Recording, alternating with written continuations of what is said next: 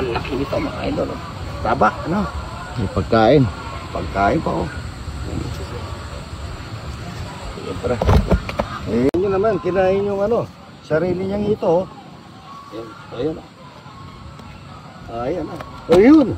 Ubos mga idol. Ang laki. Good morning, good morning.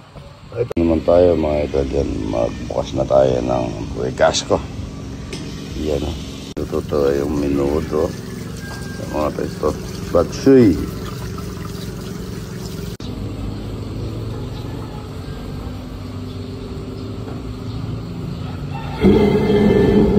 Dito mga idol yan. Mantika po yan. Mantika po ang lagat dito. Maganda naman. Luyo muna mga idol. Lagat dito.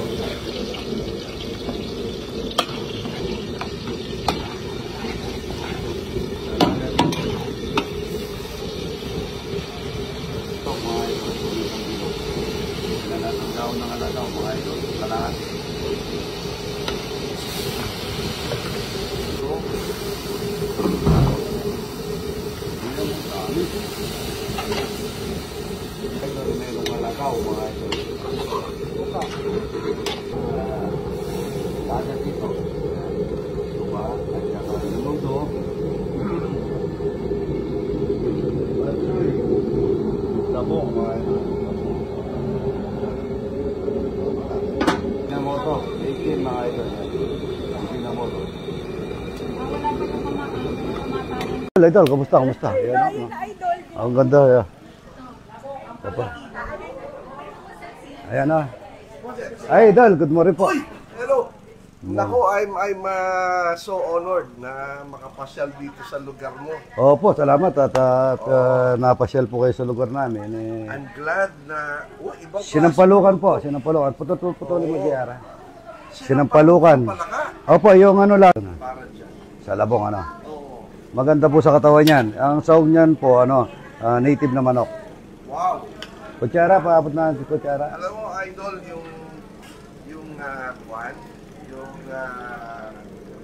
yung kawayan. Opo. No?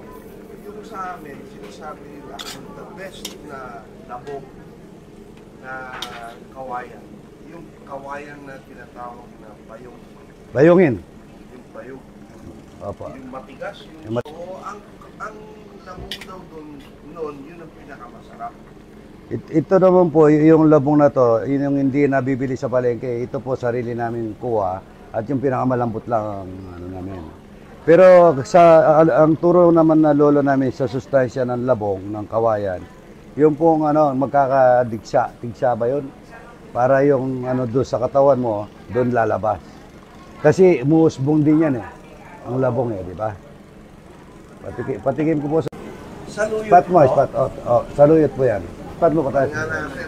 Hindi mo makakantol. Hindi po.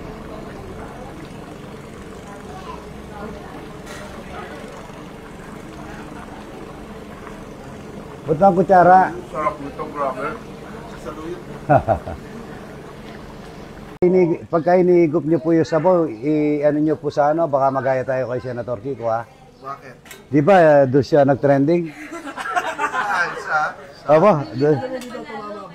Di ba hindi tumama?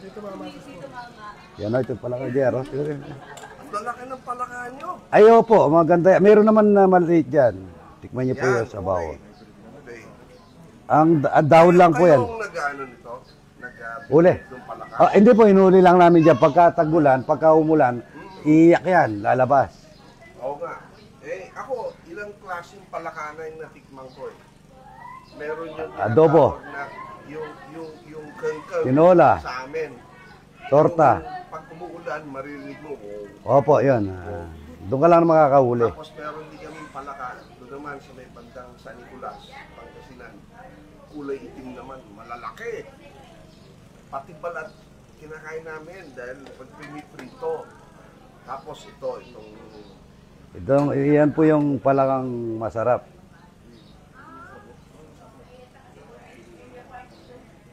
Teka muna. Hindi ko matikman Sumama naman, boss, ha? Hindi ko matikman. Pwede bang iuwi ko na lahat? Iba po kasi pagka sinabay.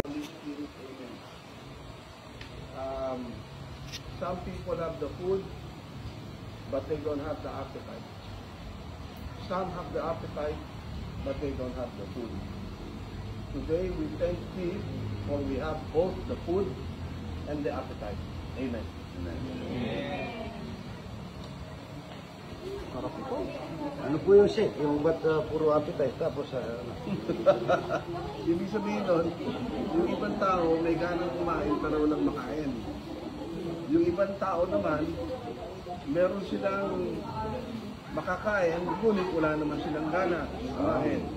Ngayon, nagpapasalamat tayo dahil may gana tayong kumain at may pagkain pa tayo. Oo. Natin yung sila ito.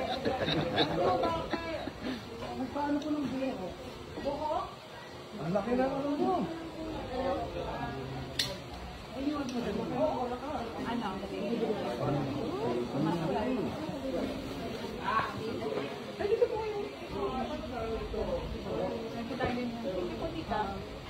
Kain mga idol.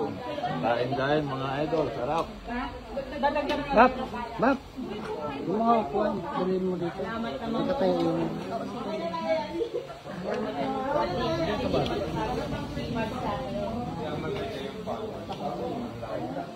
Grabe yung data. Grabe yung data ng From one video. Kaya na ulit. Ate ka mo. Diyan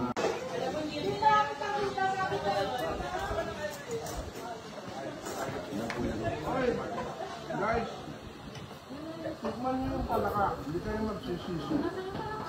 Oh, Hindi marunong kumain pala kayo. you will never regret it.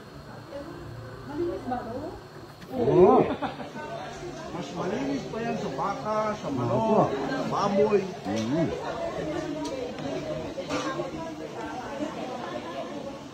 Ba't tumama yung sisig mo? Oh, yeah. Wala pong makita. Hindi naman maanghang to. Di po.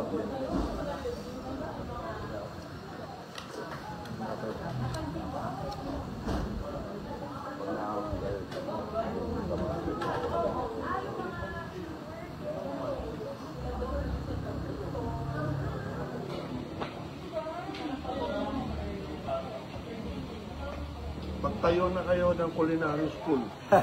Idol. Gulay ba ang ano yan? Marami kayong tatalunin na chef. Oo. Piripong konti You kaya. know what? Kailangan, hindi lang bigas ang pinag-uukulan natin ng panahon. Dapat pati yung mga source ng protein.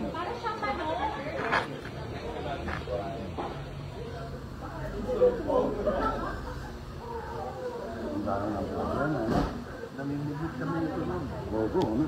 Ang ginagamit namin yung earthworm. Ay, kuhan pa, ano yan? Oo. Ay, makikita mo sa vlog ko. Makikita mo sa vlog ko. Pagka umulan, tapos ng ulan, maraming mag-ano, dinadampot lang yan, idol. Oo.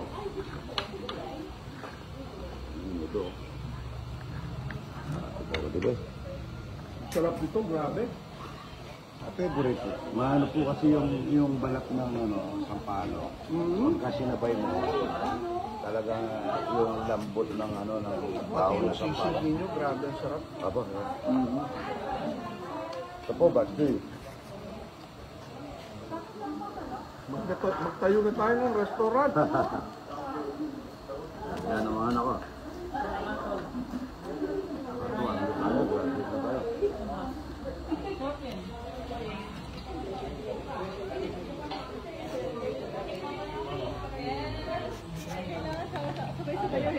Para siyang manok na isda. Natin. Pakita natin. Ayan, guess ko lang. Opo, masarap po.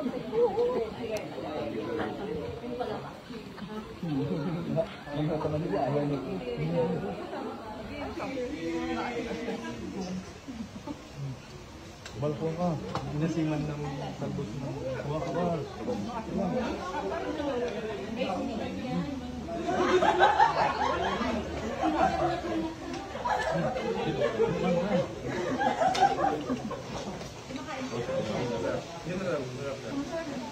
Kung hindi mo alamin lang. Makain na. Idol, tikman mo yung melon. Ibang klase melon yan. Ay na po, suset. Manaka na lang kinain. Hindi pa ako tapos. Marami pa man. Iyang panghito na ano. Oo, daburo. Yaman eh, manyaman. Nagutom tayo eh. Pinatagal tayo ng babae yun eh. Yung, ayun na, di ba? Mabinti ito. Opo.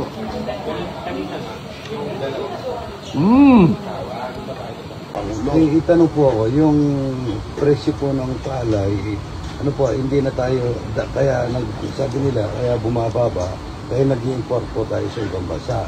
Ano po, mag-i-import pa po tayo o dito na sa sarili natin yung ano, dapat na pilikin? Ako ano, kasi po, hindi ho sapat ang inaani natin. Kaya kailangan din tayo mag-import.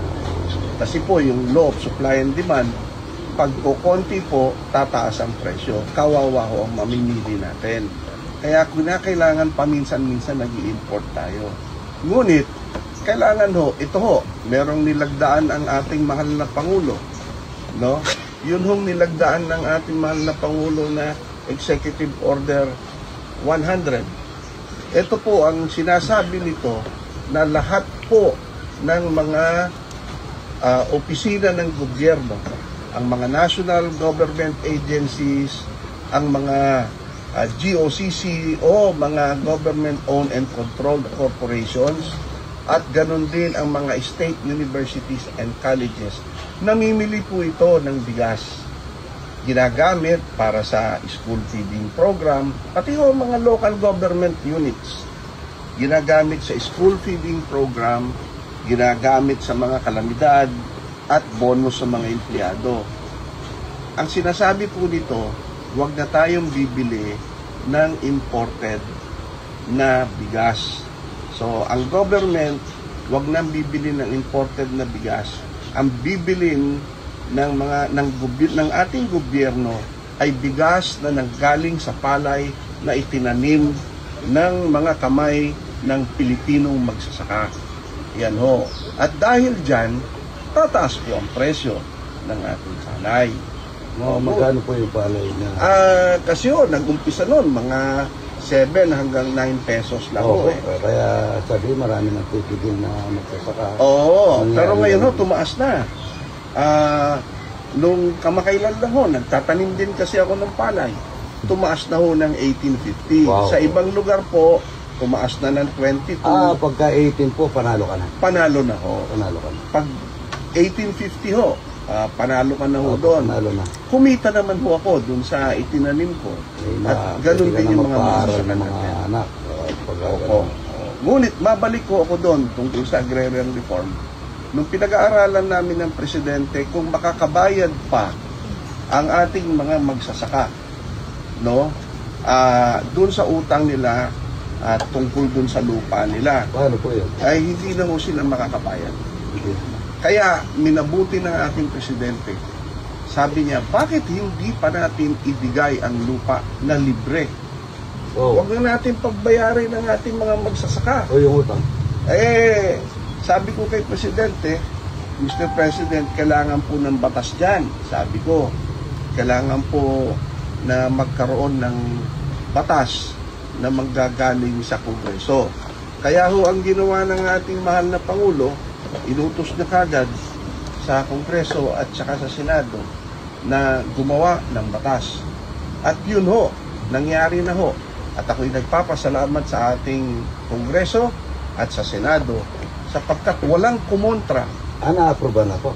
Opo, meron na po yung batas na yan. Yan ang tinatawag na New Agrarian Emancipation Act. Maganda balita po. Opo, yan ho ang Republic Act 11953. yung 11953, Republic Act 11953. O yung ano Kaya- tawag, sinasabi niya kanina? Hindi na ho nila babayaran Oh, ang lupa na ibinigay sa kanila.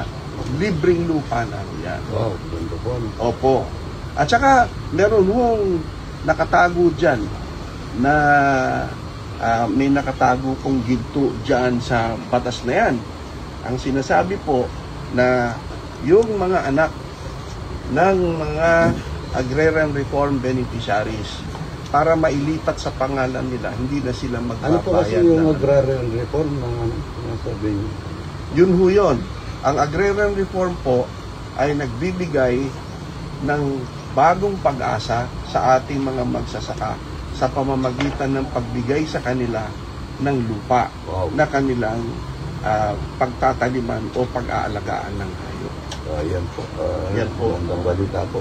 Libo-libo na po ang binibigyan natin. Ano po yan sa agrarian reform? Puro palay lang po? Hindi ho. Nung panahon po ni President Marcos, yung tinatawag na Presidential Decree 27, palay at mais lang po. Ngunit ngayon ho, nung nagkaroon ng bagong administrasyon, nilahat na ho yan. Kaya lahat ho ng lupa na pwedeng tamnan ay nasasakupan ng Department of Agrarian Reform. Ako po dito, kahit na marami akong tubig, may konti akong lupa, lahat ng lupa ko tinatamnan ko ng gulay para hindi ka nabibili, makakatipid ka, at may mapapakain ka pa sa mga dumarating na bisita. Napakaganda ho niyan na ginagawa ninyo. Sana ho tularan kayo ng ibang mga kababayan natin na para wala hong nasasayang na lupa. Alam ho ninyo, sa Taiwan, kapag wala hong tanim ang inyong lupa, mas mataas po ang buwis. Opo, saka sa Vietnam, ganun din. Ganon din po. Kaya maganda ho yung ginagawa nyo. May bakanting lupa, tinatamnan ninyo, pagkatapos, yun hong ani ay inyo pong pinapatikim sa ating mga kababayan. Opo, tsaka yung kalusugan natin, sariling tanim natin, alam natin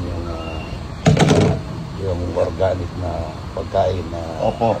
kinakain natin, hindi ka mukha. Mga idol, nandito ko sa Pampanga, kasama natin ang pinaka-idol natin, Ayan po, si para. Idol Romeo Katakutan. Ayan po, maraming salamat, Sek. Ayan, nasabi ni Idol, good morning, God bless po, mga Idol. Ayan. Oh, God bless everybody. Wala akong nagtitinda pero may namibigay. Ako ho yun. Salamat po, ha. Oo. Pag naparami mo yun. Ay, palagi ko pong binablog yan. Sigurado, matigit.